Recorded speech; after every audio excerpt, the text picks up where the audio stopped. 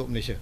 Jadi NGO untuk Malaysia ini merupakan manifestasi terhadap apa yang saya sebutkan, untuk membawa pendidikan kepada semua pihak yang merasakan mereka berminat dan mampu untuk melakukan perubahan dan juga ingin menyumbang kepada pendidikan.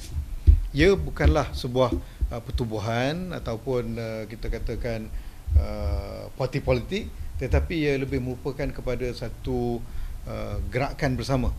Kita bukakan ini sebagai ruang untuk semua pihak yang telah pun ada terlibat dalam pendidikan. Kita ada yayasan, ada NGO, ada individu yang terlibat, dan juga kita ada pihak-pihak yang memerlukan bantuan dari segi pendidikan.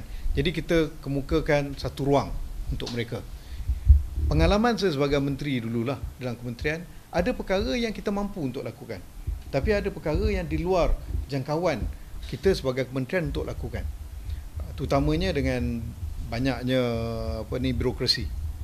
Tetapi masalah itu memang berlaku, harapan itu memang keperluan itu memang banyak, sama ada di peringkat sekolah, di peringkat anak-anak, di peringkat guru, di peringkat siswa, pensyarah dan sebagainya. Cuma biasanya isu-isu ini timbul pada ciapan-ciapan di Twitter ataupun status-status di Facebook ataupun keluhan-keluhan di Instagram. Ada waktu yang boleh diatasi oleh kementerian. Sebab tu waktu saya waktu di kementerian dulu, kita letakkan polisi. Mana-mana komplain, mana-mana aduan kena diberikan respon dalam tempoh 24 jam. Jadi kita ingin pastikan bahawa setiap masalah yang dihadapi boleh kita atasi segera. Sungguh pun demikian, ada perkara kadang-kadang kementerian tak sempat nak lihat. Dan kita mempunyai ramai pihak yang melakukan dan membantu pendidikan. Kita ada individu contohnya yang melakukan membantu anak-anak gelandangan, membantu anak-anak bajau laut di Sempurna, membantu anak-anak orang asli, ada yang melakukan tuition percuma, ada yang buat bantuan pendidikan atas talian. Tapi benda ni kan dah terpancap-pancap. Jadi platform yang kita sediakan ni untuk Malaysia ialah kita bukakan setiap pihak, siapa yang perlukan bantuan, siapa yang boleh berikan bantuan bersama kita. Kiranya satu platform untuk aktivis-aktivis pendidikan, betul? Aktivis pendidikan dan semua pihak yang ingin menyumbang kepada pendidikan. Semua dalam bentuk duit ke ataupun tenaga? Dalam pelbagai bentuk. Contohnya kalau itu yang pastinya duit lah, kita buat crowdfunding. Kalau ada orang yang memerlukan bantuan dan sebagainya, kita buat crowdfunding. Tapi juga mungkin ada yang mereka perlukan sekolah, nak perlukan kepada, contohnya lah, buku.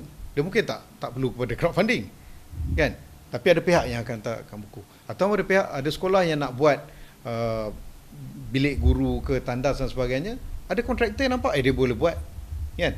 Jadi tak perlu kita nak kutip duit, cari kontraktor lain, terus. Ini semua benda termasuk semua benda lah. Ya. Ataupun contoh ada, kita selalu tengok ada OKU yang nak belajar, tetapi dia dia perlukan kos yang tinggi untuk beli bahan belajar dia, untuk beli dia punya komputer dan sebagainya, kan?